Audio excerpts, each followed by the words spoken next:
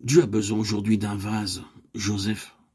Nous sommes toujours peu enclins à dévoiler l'état du peuple de Dieu, à être critiques, sévères, à exercer un esprit de jugement. Nous le disons avec tristesse et peine, mais nous ne pouvons fermer nos yeux sur le fait que les enfants de Dieu ne sont pas là où Dieu aurait voulu qu'ils soient, en parlant de façon très générale. La condition des choses au milieu du peuple du Seigneur n'est pas celle que le Seigneur voulait qu'elle soit.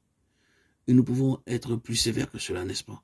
Il y a tellement d'incohérences, tellement de déni, des divisions, et pas uniquement des divisions étant dans le contentement de vivre tranquillement dans leur propre désaccord, mais aussi des conflits entre eux et des jalousies. Devons-nous aller plus loin?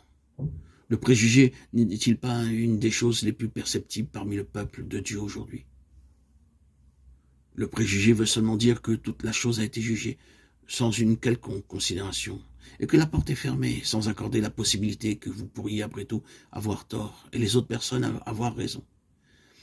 Et il y a beaucoup de cela ici et là, conduisant le peuple du Seigneur dans une très sérieuse limitation et assurément fermant la porte à ce que le Seigneur souhaite pour beaucoup de ses enfants. Prenez garde aux préjugés. C'est ce qui a assassiné Joseph et assassiné Christ. Je ne poursuivrai pas la liste, mais c'est vrai aujourd'hui, non pas dans le monde, mais dans la sphère du peuple chrétien. Le Seigneur doit faire quelque chose à ce sujet. Et que fait le Seigneur? Car Joseph n'est pas le seul exemple de formulation de ce principe même trouvé dans la Bible. Dieu travaille sur ce principe de temps à autre, c'est-à-dire dans sa souveraineté et son ordre providentiel. Il suscite un instrument pour être un pont entre la piètre condition de son peuple et la chose qu'il désire réellement pour eux. Il le fait. Et si seulement nous l'acceptons et mettons de côté nos préjugés, nos suspicions, voilà une chose que Dieu fait. Dieu veut contrer cette contradiction entre la position et la condition de son Église, de son peuple. Et aujourd'hui, il doit avoir quelques-uns pour se tenir à la brèche. Référez-vous à Ézéchiel 22:30.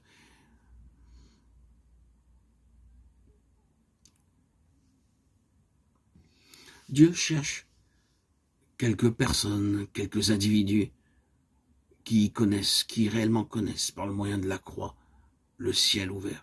Vous savez que la lettre aux Éphésiens se tient juste dans cette position même. Ce dont Paul parle dans cet épître est seulement ceci, que là est la grande pensée éternelle de Dieu pour son Église. Oh, combien la pensée de Dieu pour son Église est merveilleuse. Assis ensemble avec Christ dans les lieux célestes. Éphésiens 2:6 est une belle référence. Béni de chaque bénédiction spirituelle. Éphésiens 1:3. C'est la pensée de Dieu. Mais l'épître montre que l'Église ne correspond pas à cette pensée. Il y a beaucoup de choses qui la contredisent dans cette lettre aux Éphésiens, et ainsi en est-il. Mais Paul vient combler le fossé. Il s'interpose et parle au sujet de l'esprit de sagesse, de révélation dans sa connaissance, ayant les yeux de votre cœur illuminés pour que vous sachiez quelle est l'espérance de son appel, et quelles sont les richesses de la gloire de son héritage dans les saints, et quelle est l'excellente grandeur de sa puissance envers nous qui croyons. Éphésiens 1:17-19. Est-ce là la condition de l'Église? Est-ce là l'état du peuple du Seigneur? Eh bien, je ne serais pas là si ce n'était pas la volonté de Dieu pour eux, et ce ne serait pas là s'il ne leur était pas possible d'y entrer. Mais comment Dieu l'obtiendra-t-il? À travers des personnes qui y sont déjà pour en être l'incarnation, et pour la rendre manifeste. Et ainsi, Joseph devint la personnification même de la chose que Dieu recherchait pour ses frères. Et cela nous conduit au prix particulier, à la manière profonde par lesquelles une telle fonction est accomplie. Car en type, dans la dispensation de l'Ancien Testament, il y en a eu peu qui ont connu plus profondément la signification de la croix que Joseph ne l'a connue. Oui, la croix a été plantée très profondément dans sa vie. Il a souffert dans une certaine mesure tout ce que le Seigneur Jésus a souffert plus tard. La suspicion de ses propres frères selon la chair, les préjugés, l'exclusion, la haine, la malice, la jalousie, le meurtre. Joseph est passé à travers tout cela, laissé pour compte parmi les morts, descendu dans une citerne comme un exécuté, jeté dans la tour de la prison et délaissé par les hommes, abandonné, chassé. Et il est dit, son âme entra dans les fers. Psaume 105:18. Pauvre Joseph. Et il ne connaissait pas le pourquoi de tout cela. Il ne savait pas ce qui allait arriver. Il n'avait pas connaissance de toutes les gloires qui devaient suivre. Il a tout enduré, dans une solitude totale. Et si la croix signifie une chose plus qu'une autre, c'est là où on le ressent le plus, la solitude absolue de l'âme, où personne ne peut aller avec nous, en compréhension.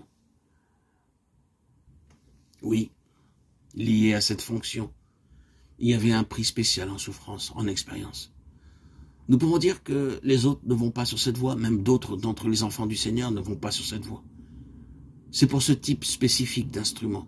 Cela passe par une sorte de voie particulière et qui contient tellement de choses qu'une multitude de chrétiens n'en connaissent rien. Leur vie chrétienne ressemble davantage à un terrain de jeu qu'à un pressoir.